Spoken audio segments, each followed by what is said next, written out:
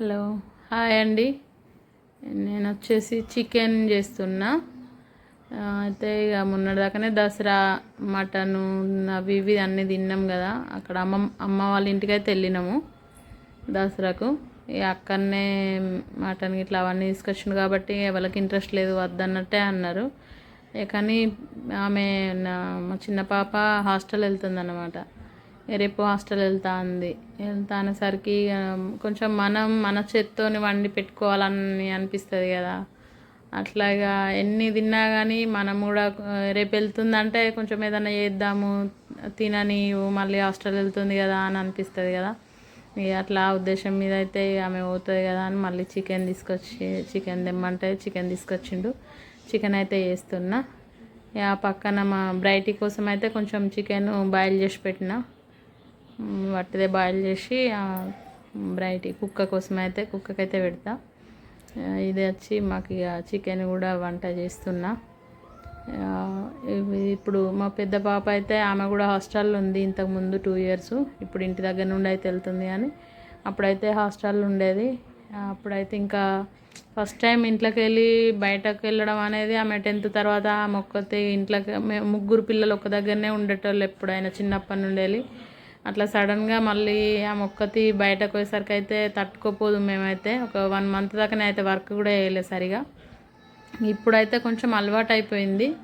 మళ్ళీ బెటర్ ఏంటంటే ఇప్పుడు కొంచెం ఫోన్ కూడా అవైలబుల్ ఉంది వీళ్ళకి. కార్డ్ సిస్టము ఫోన్ కూడా ఉన్నది.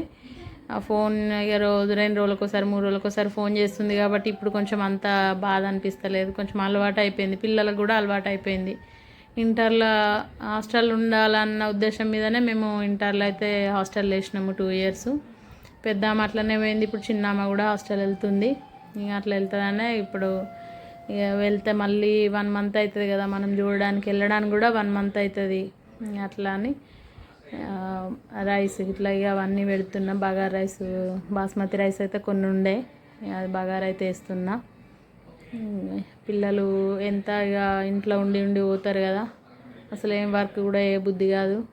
ఒక టైం పడుతుంది ఇక మళ్ళీ సెట్ అవ్వడానికి కూడా. నాకు కూడా ఎంత ఇట్లా అనిపించినా ఫోన్ చేసినా కానీ బాధ అనిపిస్తుంది అండి, బాగా బాధ అనిపిస్తుంది. అట్లా ఇక కొంచెం ఇక ఉన్నప్పుడన్నా కొంచెం వంటలు అవి ఇవి మంచిగా వాళ్ళకి ఇష్టమైనవి అన్నీ చేసి పెడతా ఉంటాం కదా ఎవరమైనా కానీ. అట్లా నేనైతే అట్లనే చేసి పెడతా. అలా ఏది కావాలన్నా ఇంటికి వచ్చినప్పుడు అయితే చేసి పెడతా. మంచిగా పిల్లలు చెప్పినట్టు వింటారు, మంచిగా వాళ్ళు ఇక మంచిగా అయితే ఉంటారు. వాళ్ళు ముగ్గురు కూడా మంచిగా అసలు ఎలాంటి గొడవ లేకుండా మంచిగా అయితే ఉంటారు. ఎలాంటి ఇబ్బంది పెట్టరు నన్ను అయితే ఎప్పుడు కూడా. అందరూ అంటూ ఉంటారు మీ పిల్లలు మంచిగా చెప్పినట్టు వింటారు కానీ. హాలిడేస్లలో అయితే వాళ్ళే ఎక్కువ వర్క్ చేసిర్రు పాపం. ఆమె హాస్టల్ నుంచి వచ్చింది, ఈమెకు మా పెద్ద పాప కాలేజీ లేదు, చిన్నోడు కూడా ఇంటికానే ఉన్నాడు కాబట్టి నేను స్టిచ్చింగ్ చేసుకుంటే ఇక నాకు దసరా టైంలో అయితే పిల్లల్ని ఇక అట్లనే అవుతుంది ఎప్పుడైనా కానీ. ఇక దసరాకి అయితే ఎవరికైనా తెలుసు కదా, టైలర్ అంటేనే ఫుల్ వర్క్ ఉంటుంది. ఉండేసరికి అయితే ఇక పిల్లలు అయితే మంచిగా మా పెద్ద పాప వంట చేస్తుంది, చిన్న ఆమె బయట పని అవి ఇవన్నీ చేసుకుంటే ఇద్దరు కలిసి చేసుకుంటారు.